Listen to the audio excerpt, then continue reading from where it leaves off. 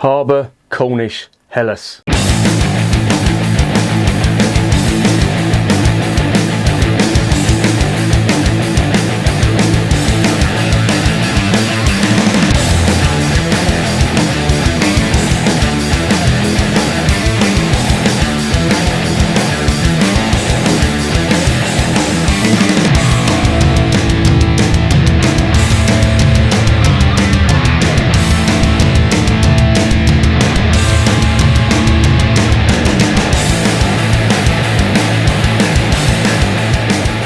Remember, life is too short to be drinking shitty beer. Welcome to another edition of Bands, Bikes and Booze Reviews. The sun is over the yard arm, and that means it's time for a fucking beer, I know that. And I've got a bottle of this. This is the Cornish Brewery, the Harbour, Hellas. And I picked this up today in Morrison's. It was just over £2. First beer I think I've had from the Harbour Brewery. Not sure if ever I've had one before, can't remember. Harbour Brewery, based in Bodmin in Cornwall, North Cornwall to be precise. If you've never been to Cornwall, I suggest you get your fat ass down there because it is an absolutely amazing part of the world. I've been there a couple of times, absolutely loved it. There's plenty of pubs down there and you will get quite a fair bit of Cornish lager. Now, there's the Korev stuff down there, which is from the St Austell Brewery. Now, St Austell Brewery, I'm not really a massive fan, to be honest. And there's a lot of their stuff in the pubs. They do Tribute and a couple of other of their seasonal beers. They do summer ales as well, which I've had before. Okay, passable on keg and on cask, but not really my go-to. These lot, Harbour Brewing Company. They've been around, I think it's, I should have looked this up before, I can't remember. They're not that old, put it that way. I think it's 2013, could be wrong. They like their surfing and all that, you know, which is fair enough. If you look on their website, you'll see like they're into their surfing and doing trendy stuff, skateboarding and shit like that. Not really my kind of thing. If it's got two wheels and an engine, I may have some interest in it. Anyway, more on that later. This stuff, as I say, was picked up from Morrison's. It looks quite promising. I've had a few beers from Cornwall before, and the Korev lager, I have to say, I've reviewed it on the channel. It wasn't too bad. This stuff I know nothing about. They've called it a Hellas. Let's investigate.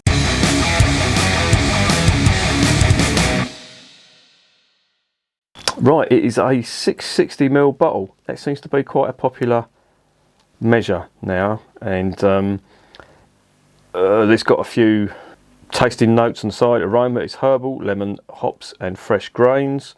Palate, light, fresh and crisp. Crisp. Don't call lager crisp. Finish, elegantly brisk and dry. Okay, ingredients: water, malted barley, hops and yeast. Brewed in North Cornwall. Nothing in there about the brew sheet at all. Damn. Alright, quick one on North Cornwall. There's a brewery up there called the Tintagel Brewery. If you ever get a chance to get some of their beer, get it. A mate of mine got me some just before I started doing beer reviews, and it was absolutely amazing. I've asked him to try and get me some more of the stuff. It's not been forthcoming yet, but it will be. But I guarantee you now, he bought me a 40s variety pack, and it was absolutely gorgeous. So if you're getting yourself down to Cornwall, if this is good, yeah, get some of that. But also get some of the Tintagel stuff. Anyway, enough about that. Let's open up this beer and see what's going on.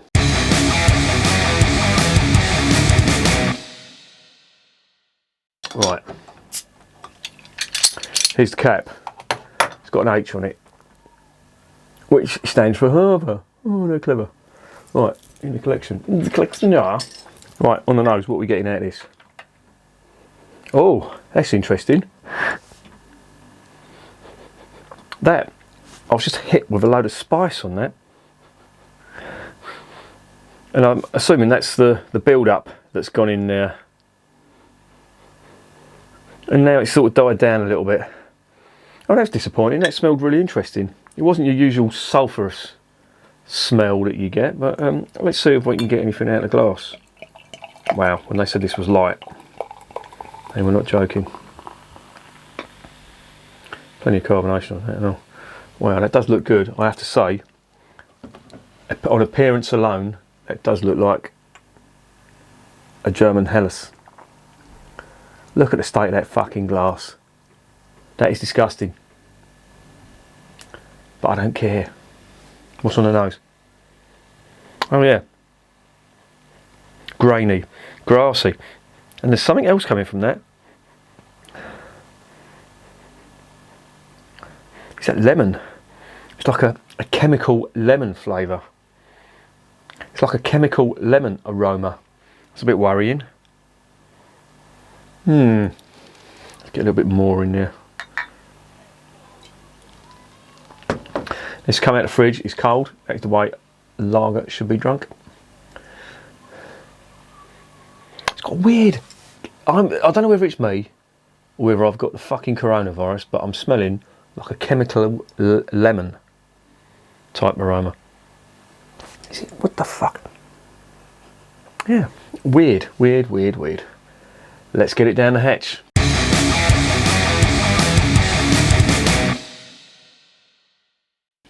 Cheers.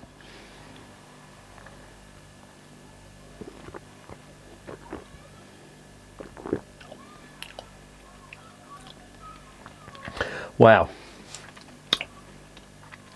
That is not bad at all. When I said it was chemical lemon, there is a lemon flavour running through that. It doesn't taste chemical, it tastes quite normal actually. But I don't know, is it my fucking hand? I've just washed my hands. No, it isn't. Is it the fucking glass? No, it can't be the glass, surely. Is it going to come out here? This is weird, it's freaking me out. It's like a chemical lemon sort of aroma. But I'm not getting that in the flavour at all. It's got a very nice lemon backbone running through it.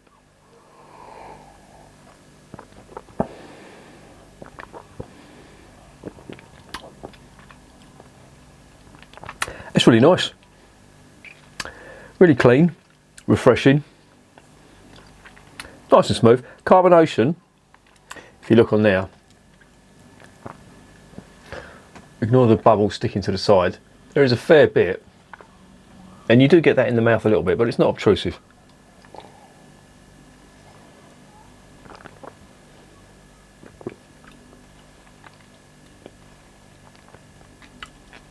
Aftertaste, yeah, they got that right with the aftertaste.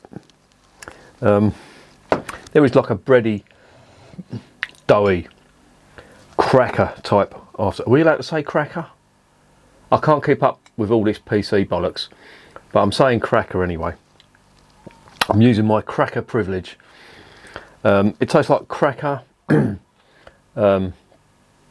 doughy bread type finish, but it's very quick, yeah. Finish is elegantly brisk and dry. It is brisk, I'll tell you that. It doesn't hang about.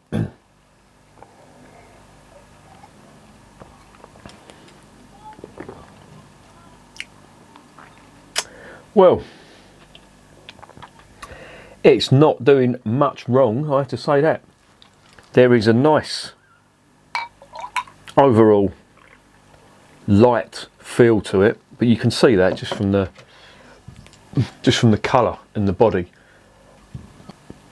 and you can tell it's craft brewed as well, because, you know, comparing it to the Becks that I tried last night, this is much lighter on the palate. It's not sweet. It is quite dry, and for once it is bordering on crisp, but not crisp, if you know what I mean.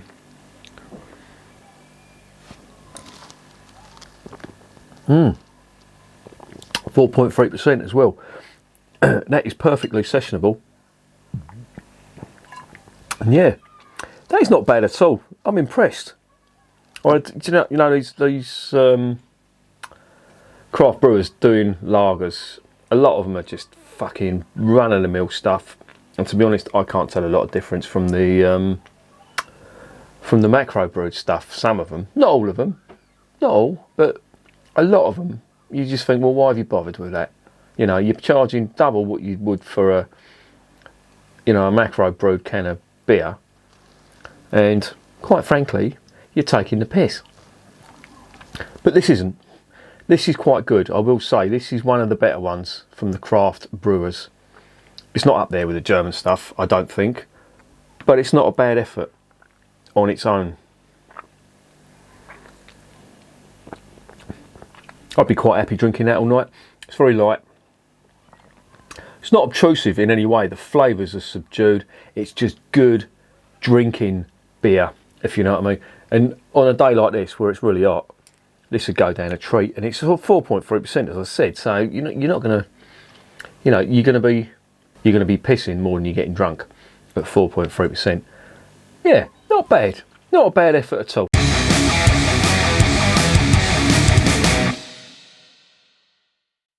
So what's the verdict? Well, I'll tell you something.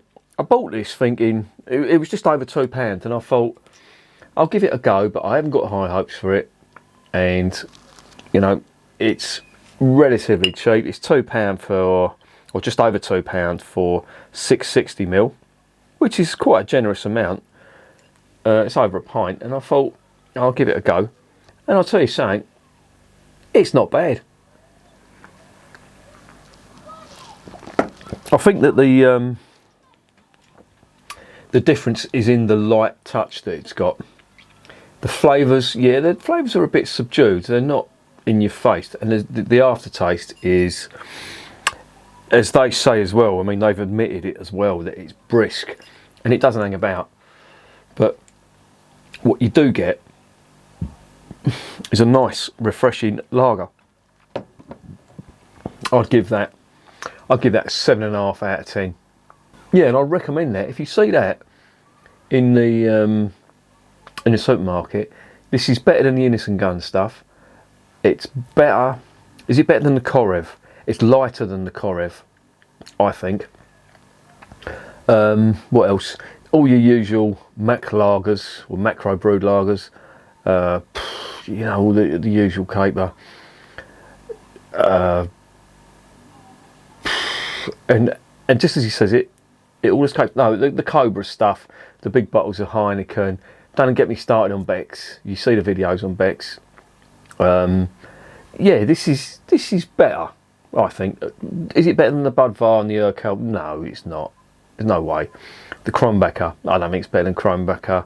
Warsteiner.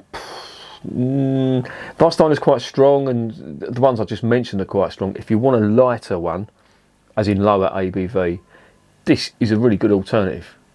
I like it, yeah. I'm happy with it. 7.5 out of 10, and I recommend it. And remember, beer is working class champagne.